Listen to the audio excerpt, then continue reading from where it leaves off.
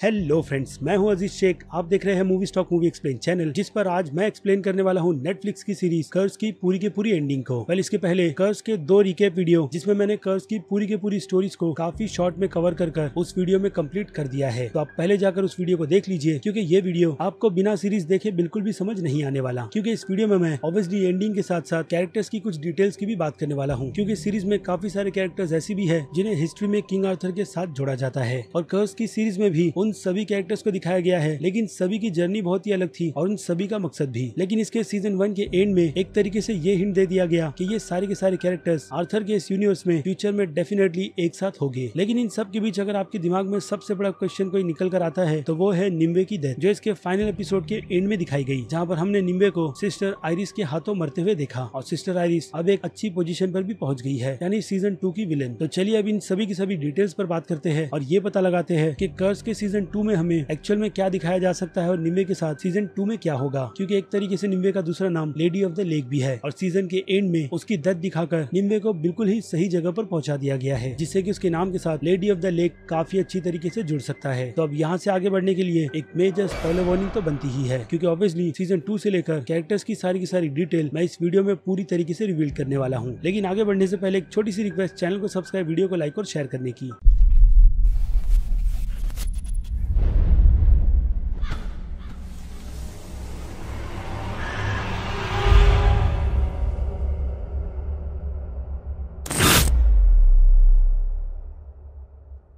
So friend, जिस तरीके से इसके सीजन 1 को एंड किया गया है, तो ये बात तो तय है कि सीजन 2 डेफिनेटली आएगा और इसी के साथ साथ निम्बे का कैरेक्टर भी। भले से ही कर्स की ओरिजिनल नॉवेल के राइटर थॉमस व्हीलर और फ्रैंक मिलर ने जिस तरीके की एंडिंग अपनी उस नॉवेल में लिखी है, वैसी ही एंडिंग हमें इसके फाइनल एपिसोड में नजर आई। जिस फाइनल एपिसोड में हमने देखा कि सिस्टर आइरिस ने कैसे निम्बे को उसके पिता और इग्लिन के सामने एरो से मार दिया, जिसके बाद वो वहाँ से सीधे वाटरफॉल की मदद से एक लेक में जाकर गिर गई। और इसी सीन को नॉवेल के हिसाब से देखे तो नॉवेल के एंड में भी राइटर्स ने कुछ इसी तरीके की कहानी निम्बे के ओरिजिन में डाली है, जहाँ पर वो पानी में जैसे ही गिरती है तो उसकी बॉडी धीरे धीरे पानी में गायब हो जाती है और वो शैडो की तरफ चली जाती है, जिससे उसका नाम लेडी ऑफ द लेक बन जाता है। यानी वही लेडी ऑफ द लेक जिसने पानी से आर्थर को उसकी स्वॉर्ड दी थी, यानी कि एक्सकैलिबर। और निम्बे की इस पूरी की पूरी डेथ को इसके पहले एपिसोड से लेकर निम्बे के विजन तक दिखाया गया, जिसमें हमने निम्बे को हर बार पानी के अंदर ही देखा, यानी कि उसकी मौत जो धीरे धीरे उसकी तरफ बढ़ रही थी और यही निम्बे की मंजिल भी है। लेकिन अगर आपने एंड के क्रेडिट में वो डिटेल मिस कर दी है, जो कि डेफिनेटली आपने की होगी, जहाँ पर सिस्टर आइरिस को ट्रिनिटी गार्ड में शामिल कर लिया जाता है और उसी सीन में हम काफी छोटे ग्लिम्स निम्बे के पानी के अंदर डूबते हुए देखते हैं और उसी ग्लिम्स में हम निम्बे की आंखों को खुला हुआ भी देख सकते हैं। ये सीन काफी क्विकली आकर निकल जाता है। वेल, इस सीन को पूरी की पूरी टीम की तरफ से जानबूझकर डाला गया है, ये हिंट देने के लिए कि सीजन 2 में निम्बे का कैरेक्टर डेफिनेटली रिटर्न आएगा, क्योंकि अभी भी उसके काफी सारे काम बाकी है। और एंड में जो चीज नहीं होनी चाहिए थी वो हो गई है, जैसे कि उसके पिता मर्लिन का फिर से एक्सकैलिबर को अपने हाथों में ले लेना, जिनसे वो पूरे एपिसोड में पूरी तरीके से बच रहा था। क्योंकि मर्लिन ने जब इस एक्सकैलिबर को अपने हाथों में लिया है तो हर बार उसे इस एक्सकैलिबर के चलते यही लगता है कि वो हर काम बिल्कुल सही कर रहा है, क्योंकि शैतान उससे ये सब कुछ करवाता है। और हाँ, उनके अंदर का गुस्सा भी, जो बाद में मर्लिन को भी पता चल गया था, और इसीलिए मर्लिन ने फिर कभी भी इस एक्सकैलिबर को अपने हाथों में नहीं लिया। लेकिन अब जबकि सिचुएशन बदल गई है तो मर्लिन फिर से बुरा बन गया है। यानी कि हमें सीजन 2 में अगर किसी कैरेक्टर में सबसे ज्यादा चेंजेस नजर आने वाले हैं तो वो डेफिनेटली मर्लिन का कैरेक्टर ही होगा, जैसे कि किसी की भी बात ना सुनना और खुद की ही चलाना। और अब बात करें फिर से निम्बे की, जिसकी कहानी को बुक में पानी में गिरने के बाद और कुछ इस तरीके से एक्सप्लेन किया गया है, जिसकी पूरी की पूरी डिटेल आपको कर्स के सीजन 1 के एपिसोड नंबर 4 में मिल जाएगी, जिसका टाइटल रेड लेक है। जिस तरीके से मर्लिन उस एपिसोड में लॉर्ड ड्रोगन से मिलने जाता है, वैसे ही बुक में भी निम्बे के कैरेक्टर को पानी के और अंदर घसीटा जाता है, ताकि वो इससे डार्कनेस के पास पहुंच जाए, जहाँ जाने के बाद वो लेडी ऑफ द लेक बन जाएगी। लेकिन सभी को पता है कि सीरीज में जहाँ मर्लिन लॉर्ड ड्रोगन से मिलने गया था, उस जगह पर लॉर्ड ड्रोगन सारी की सारी कीमती चीजों को जमा कर रखते हैं, जहाँ पर हमने फे फायर के अलावा एक लेजेंडरी वॉरियर की डेड बॉडी भी देखी, जिसे हिस्ट्री में 2 नाम से बुलाया जाता है। एक है वॉरियर क्वीन और दूसरा बुंडिका, जो बारबेरियन के टाइम पीरियड में एक राइजिंग लेजेंडरी क्वीन वॉरियर थी, जिसने रोमन के खिलाफ एक सबसे खतरनाक जंग भी लड़ी थी, जिसकी वजह से हिस्ट्री में उसका ये नाम दर्ज हो गया था। और जिस टाइम पीरियड में उसे मारा गया था, ऑब्वियसली उस टाइम पीरियड में ना तो किंग आर्थर था और ना ही उसका पूरा का पूरा किंगडम। लेकिन अगर देखा जाए तो जिस तरीके का कनेक्शन हमें उस सीन में मर्लिन और बुंडिका की डेड बॉडी को लेकर दिखाया गया है, उससे तो ये बात साफ है कि बुंडिका को मर्लिन काफी अच्छी तरीके से पहचानता था और शायद हो सकता है कि इस कैरेक्टर को आगे यूज किया जाए, क्योंकि सीरीज में मर्लिन का भी फ्लैशबैक दिखाया गया था, वो भी रोमन टाइम पीरियड का। और हो सकता है कि उस वॉर में मर्लिन के साथ बुंडेका का कैरेक्टर भी था। और अब आ जाए फिर से स्टोरी पर, तो हो सकता है कि लेक की उस गहराई में निम्बे वहाँ से सीधे लॉर्ड रोगन के पास पहुंच गई, जहाँ पर उसे बंदी भी बनाकर रखा जा सकता है, क्योंकि सभी को ये बात पता है कि लॉर्ड रोगन मर्लिन को किसी भी कीमत में मारना चाहते हैं। तो मर्लिन को अपने पास बुलाने का इससे अच्छा मौका लॉर्ड रोगन को नहीं मिलेगा। और बाय द वे, लॉर्ड रोगन के कैरेक्टर के पूरे नाम की बात करें तो इस कैरेक्टर का पूरा नाम रोगन द लीपर किंग है, जिसे अगर हिस्ट्री में ढूंढा जाए तो ऐसा ही नाम ब्लडविन फोर्थ का भी था, जो कि जेरूसलम के किंग थे। और इसके अलावा उनका दूसरा नाम लीपर या फिर द लीपर किंग भी था। और अब बात करें निम्बे के कैरेक्टर की सीरीज के हिसाब से, तो इसके सीजन 1 के एपिसोड 1 और एपिसोड 4 पर आपको ज्यादा ध्यान देना होगा। जैसे कि मैं बात करूं एपिसोड 1 में उस डियर के सीन की, तो वो डियर निम्बे से ये कहता है कि मौत ही सिर्फ अंत नहीं है फेक क्वीन, जिससे ये बात तो साफ हो जाती है कि जिस मौत का विजन निम्बे को इस पूरे के पूरे सीजन 1 में दिखाया गया है, वो निम्बे की एक्चुअल डेथ नहीं है। और इसके अलावा अब बात करें एपिसोड नंबर 4 की, जहाँ निम्बे को रेड पैलेडियंस डुबा रहे होते हैं एक लेक में, तो वहाँ पर निम्बे एक विजन देखती है, जिस विजन को आप काफी ज्यादा ध्यान से देखोगे तो आपको लकड़ियों के ब्रांच के बीच कोई फंसा हुआ या फिर उससे बाहर निकलता हुआ नजर आएगा, जिसके हाथों पर अगर आपकी नजर जाएगी तो आपको उसके हाथों पर कुछ रूट्स भी डिटेलिंग के साथ नजर आएंगे, मानो जैसे सीजन 2 में निम्बे का पूरा लुक ही बदल जाएगा। जैसी रूट्स को हमने निम्बे के चेहरे पर तब देखा है जब वो अपनी पावर्स को यूज करती है, जिन्हें यूज करने में उसे इस पूरे सीजन 1 में बहुत ही ज्यादा स्ट्रगल करना पड़ा था। लेकिन जब उसके पिता से निम्बे मिली थी, तब वहाँ पर निम्बे को ये पता चला था कि उसे अपनी पावर्स को किस तरीके से कंट्रोल करना है, जो कि शायद वो अब भी करेगी। और उस लेक में डूबते वक्त शायद निम्बे को उसकी माँ की कही बात भी याद आ रही होगी, जिस सीन में छोटी निम्बे पर एक बेयर अटैक करता है और उसे ऑलमोस्ट मारने ही वाला होता है। लेकिन उस वक्त उसकी माँ की आवाज से उसका कांटेक्ट होता है, जहाँ पर उसकी माँ निम्बे को यही कहती है कि उसे मदद छुपे हुए लोगों की लेना चाहिए, यानी कि वही आत्माओं की मदद। जिसके बाद यहाँ से निम्बे को पूरी तरीके से कर्स्टेड मान लिया गया, जो कि शायद हो भी सकता है कि काली शक्तियों का उस पर थोड़ा बहुत कब्जा है। और लेक में डूबने के बाद उसकी एक काली शक्ति की जिंदगी खत्म हो गई और अब एक नई ही जिंदगी उसका पूरी तरीके से वेट कर रही है, जो उसे पहले से भी काफी ज्यादा बेहतर बना देगी। क्योंकि अगर यही निम्बे का एंड है इसके फाइनल एपिसोड में, तो उस एंड में निम्बे अपने साथ एक्सकेलिबर को भी ले जाती है, ये कहकर कि ये स्वॉर्ड वो अपने साथ काली शक्तियों को भी ले जाएगी, क्योंकि ये स्वॉर्ड इस टाइम पीरियड में किसे भी डिजर्व नहीं करती, न चर्च, न उथर और न ही कुंबर को। ये स्वॉर्ड आगे चलकर उसी ट्रू किंग को मिलेगी जो इसे डिजर्व करता है और इसका हकदार है। खैर, तो यहाँ तक मैंने आपको निम्बे के पूरे कैरेक्टर की डिटेल दे दी है कि एक्चुअल में निम्बे के साथ हुआ क्या। तो अब बढ़ते हैं दूसरे कैरेक्टर ग्वेन पर, जिसका दूसरा नाम इस सीरीज में ग्रीन नाइट भी है, जिस पर एक पूरी की पूरी फिल्म भी बनाई गई है अभी, जिसमें हम ग्वेन के कैरेक्टर का रोल प्ले करते हुए देव पटेल को देखने वाले हैं। बट इस फिल्म की ऑफिशियल रिलीज डेट को अब तक कंफर्म नहीं किया गया है और न ही ये बताया गया है कि इस फिल्म की न्यू रिलीज डेट क्या है, क्योंकि इस फिल्म के ट्रेलर को देखकर ऐसा लगता है कि इस फिल्म में कुछ न कुछ खास जरूर होगा, खास करके ग्रीन नाइट के कैरेक्टर से रिलेटेड, क्योंकि किंग आर्थर के यूनिवर्स में जितने भी अलग अलग कैरेक्टर्स हैं, उस पर काफी अच्छी अलग स्टोरी की फिल्में बनाई जा सकती है, जिनमें से एक फिल्म फिलहाल तो ग्रीन नाइट बनाई गई है। लेकिन अब बात करें सीरीज की, तो सीरीज के एंड में हमने ग्वेन के कैरेक्टर को मारा हुआ देखा, जिसके बाद उसकी लाश को जब निम्बे के पास लाया गया, तो निम्बे ने अपनी पावर का यूज कर ग्रीन नाइट को बचाने की पूरी कोशिश की, जिसका रिजल्ट हमें वहाँ पर दिखा भी, जैसे कि गोल्डन लीव्स ग्वेन के चेहरे पर आ जाना और एक काफी बड़ी अमाउंट में निम्बे का अपनी पावर को यूज करना, जिससे ये बात तो साफ हो गई कि निम्बे ग्वेन की डेड बॉडी को देखकर बहुत ही ज्यादा शॉक में थी और शॉक के चलते उसने अपनी सारी की सारी पावर्स का जोर लगा दिया ताकि वो किसी भी कीमत में ग्वेन को ठीक कर सके। बट रिजल्ट में फिलहाल तो फाइनली यही निकल कर आया है कि नेचर ने ग्वेन को पूरी तरीके से एक रकून में डाल दिया है, जिससे बाद में जब ग्वेन उस रकून से बाहर निकलेगा तो वो पूरी तरीके से ग्रीन नाइट बन जाएगा, यानी कि पूरी की पूरी ग्रीन स्क्रीन में, जैसे इस कैरेक्टर को हिस्ट्री में डिस्क्राइब किया जाता है, जो पूरी तरीके से फे और नेचर को प्रोटेक्ट करेगा। यानी कि सीजन 2 में ग्रीन नाइट के कैरेक्टर का बहुत ही ज्यादा काम है और वो भी ठीक निम्बे की तरह हमें एक अलग ही फॉर्म में नजर आने वाला है। और इस बार तो शायद उसके पास कोई ना कोई पावर्स भी होगी या फिर वो पहले से भी काफी ज्यादा ताकतवर हो गया होगा। तो ये डिटेल हो गई ग्रीन नाइट से रिलेटेड। और अब आते हैं इग्वेन की कैरेक्टर पर, जो एंड में मर्लिन के साथ चली गई, क्योंकि अब वो एक पावरफुल सॉर्सरेस है, क्योंकि उसने डेथ को अपने हाथों से मारा था, जिस सीन को एनिमेटेड कर दिखाया गया, जहाँ पर रेगिना ने एक्सकेलिबर की मदद से डेथ को काफी आसानी से मार दिया, जिसके बाद उसे डेथ की जगह मिल गई, जो रेगिना को बुक के हिसाब से एक नया ही नाम देती है और ये नाम है मॉर्गन ले फे का, यानी कि एक मशहूर जादूगरनी जिसका नाम मर्लिन के बाद लिया जाता है। और हाँ, मॉर्गन ले फे भी किंग आर्थर के यूनिवर्स से बिलोंग करती है, यानी कि रेगिना के कैरेक्टर को सीजन 2 में बहुत ही ज्यादा अलग दिखाया जाएगा। यानी एक तरीके से देखा जाए तो सारे के सारे कैरेक्टर्स को काफी अपग्रेड किया जा रहा है इसके सीजन 2 के लिए, जिस लिस्ट में अब रेगिना भी शामिल है मॉर्गेना ले फे के नाम से। और बाय द वे, रेगिना के नाम की बात करें तो ये नाम बहुत नहीं बल्कि काफी ज्यादा कंफ्यूजिंग है, वो भी सिर्फ इसलिए क्योंकि रेगिना नाम हिस्ट्री में और किसी का नहीं बल्कि किंग आर्थर की माँ का है, जिसने आगे चलकर शादी 2 लोगों से की थी, जिनमें से एक नाम ग्लोरिस का निकल कर आता है और इन दोनों की बेटी मॉर्गिना ले फे है और मॉर्ग्रेस भी। और इसके अलावा रेगिना के दूसरे हस्बैंड का नाम है उथर पेनड्रैगन। जी हाँ, उथर पेनड्रैगन, जो कर्स की सीरीज में पेनड्रैगन का राजा है। और थोड़ा बेवकूफ भी, लेकिन वो कैरेक्टर भी अब किंग की तरह पूरी तरीके से बिहेव करने लगा है, क्योंकि उसने मर्लिन को अपने हाथों से मरवाया और हाँ अपनी माँ को भी। और हाँ इसके अलावा उथर पेनड्रैगन ही हिस्ट्री में असली किंग आर्थर के पिता है, यानी कि रेगिना और उथर पेनड्रैगन किंग आर्थर के असली पिता है। और सीरीज में भी हमें एक आर्थर का कैरेक्टर तो दिखाया गया है जिस पर मैं आगे बात करने वाला हूँ। तो अब बात करते हैं अगले कैरेक्टर वीपिंग मॉन्क की, जिसकी आइडेंटिटी को फादर कार्डन ने पूरी तरीके से रेड पैलेडियंस और पोप तक से छुपा कर रखा था कि एक्चुअल में वो फे जाति का ही है। लेकिन अब इसके फाइनल एपिसोड में वीपिंग मॉन्क को अपनी राह मिल गई है कि उसे किस राह पर चलना है और किन लोगों को प्रोटेक्ट करना है। और इसी के चलते वीपिंग मॉन्क ने इसके फाइनल एपिसोड के एंड में क्विरल को अपना असली नाम भी बताया, जो कि लांसलॉट है। अब लांसलॉट किंग आर्थर का बहुत ही करीबी है और यहाँ तक कि राउंड टेबल का मेंबर भी। और हाँ इसके अलावा लांसलॉट को किंग आर्थर का सबसे बेस्ट वॉरियर भी माना जाता है, जिसने हर वॉर में किंग आर्थर का बहुत ही ज्यादा साथ दिया था, जो कि अब शायद कर्स के सीजन 2 में भी होगा। और यही नहीं, स्क्विरल का कैरेक्टर भी सीजन 2 में बहुत इंपॉर्टेंट रोल प्ले करेगा, क्योंकि स्क्विरल ने अपनी ब्रेवरी दिखाई है ग्रीन नाइट को, जिसके चलते ग्रीन नाइट ने उसे सीधे सीधे एक नाइट बना दिया है। और ऊपर से इसके फाइनल एपिसोड के एंड में जब वीपिंग मॉन्क अपना असली नाम लांसलॉट बताता है, तो वहीं पर स्क्विरल भी अपना असली नाम रिवील करता है लांसलॉट को, जो कि पर्सवेल है, यानी कि किंग आर्थर की राउंड टेबल का एक और मेंबर,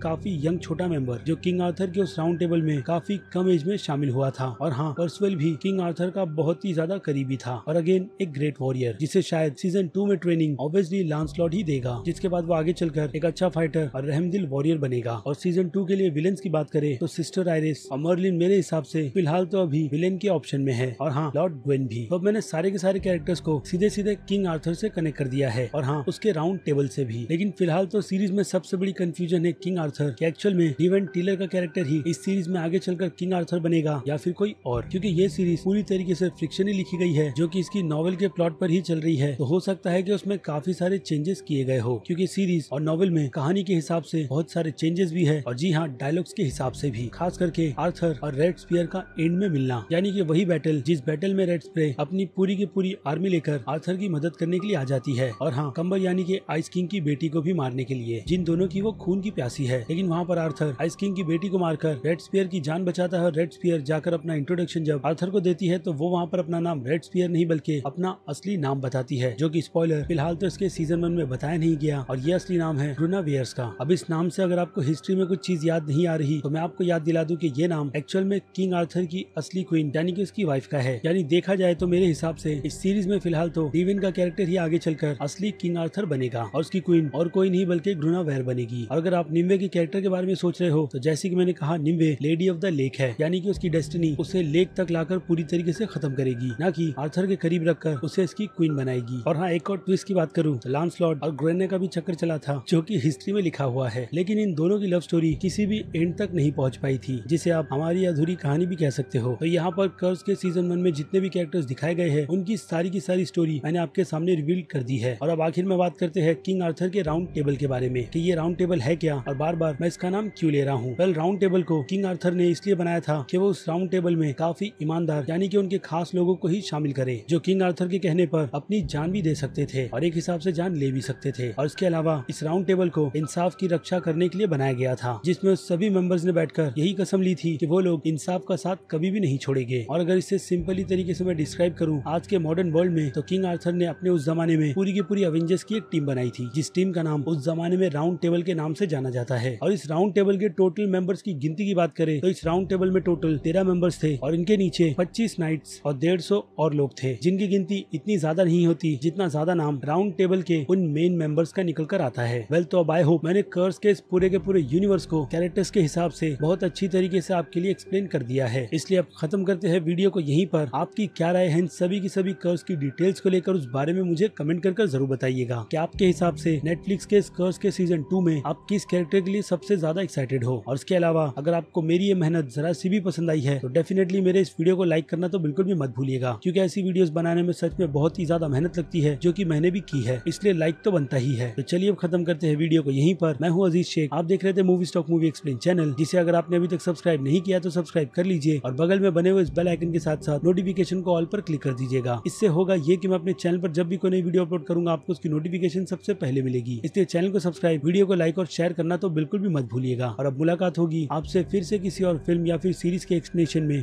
तब तक के लिए बाय।